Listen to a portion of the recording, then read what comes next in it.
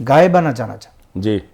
মানুষ বিশেষ করে যারা বিখ্যাত কেউ মারা গেলে তার জানাজায় সবাই অংশগ্রহণ করতে পারেন না, সব জেলা থেকে, সব জায়গা থেকে, সকল স্তরের মানুষ, সব দেশের মানুষ। সেক্ষেত্রে গায়েবানা জানাজার একটা রেওয়াজ আমাদের দেশে প্রচলিত আছে। সেইটার ইসলামী বিধানটা, আমরা মূল বিধানটা জানবো, কোন পর্যায়ে করা যায়। অত্যন্ত গুরুত্বপূর্ণ বিষয়, যেটা আমরা মাঝে মধ্যেই সম্মুখীন হই। লোকেরা প্রশ্ন করে এবং লোকেরা জানাজায় অংশগ্রহণ করতেও চায়। জি। আসলে জানাজার নামাজ আমাদেরকে মৌলিকভাবে জানতে হবে, জানাজার নামাজ ফরজে কিফায়া।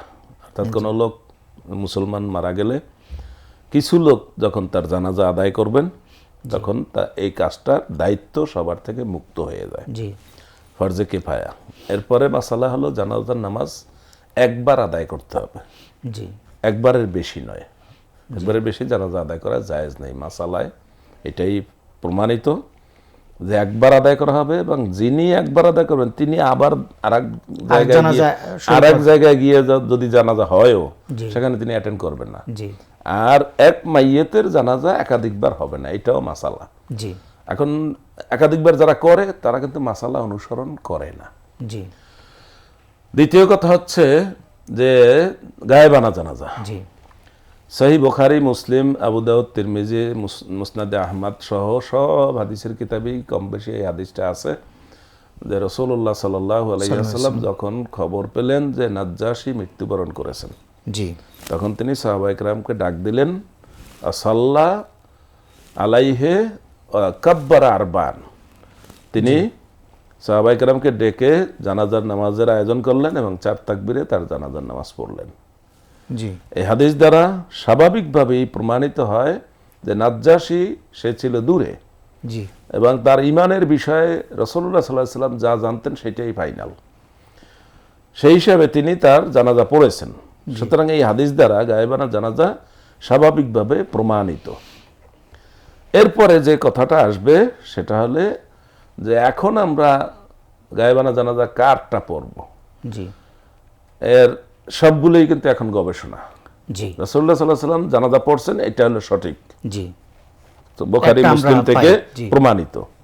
এখন কার জানাজা পড়ব, গায়েবানা জানাজা কোথায় পড়ব, কি অবস্থায় পড়ব, সেগুলো সবই কিন্তু গবেষণা। এই জন্য কেউ কেউ এটা মনে করছেন গায়েবানা জানাজা পড়া জায়েজ, আর কেউ কেউ মনে করতেছেন না ওটা রাসূলুল্লাহ সাল্লাল্লাহু আলাইহি ওয়াসাল্লাম পড়েছেন, ওটা তার জন্য খাস। এই কথার কিন্তু দলিল নেই, সবগুলো গবেষণা।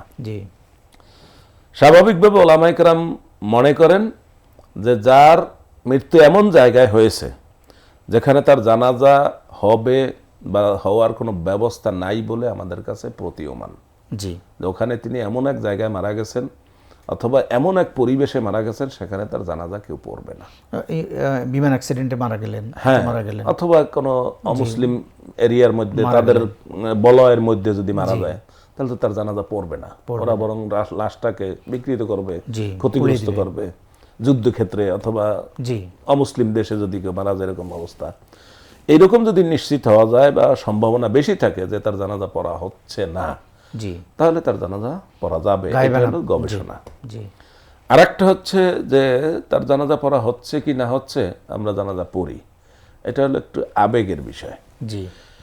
হ্যাঁ, এইটা করা যাবে না যে তার জানাজা আসলে হয়ে যাচ্ছে, আমরা নিশ্চিত যে তার জানাজা হচ্ছে এবং একদল লোক পড়ছে, এখনকার মিডিয়ায় আমরা দেখতেছি। এই অবস্থায় অন্যরা যদি আমরা কাছে যেতে পারলাম না, আমরা এখানে গায়েবানা জানাজা, এইটার ব্যাপারে আপত্তি আছে। এটা করা যাবে না, কারণ জানাজার নামাজ প্রথমেই ছিল কি ফরজে কিফায়া। তো একাধিক লোকে যখন আদায় করেছে, ফরজে কিফায়া আদায় হয়ে গেছে।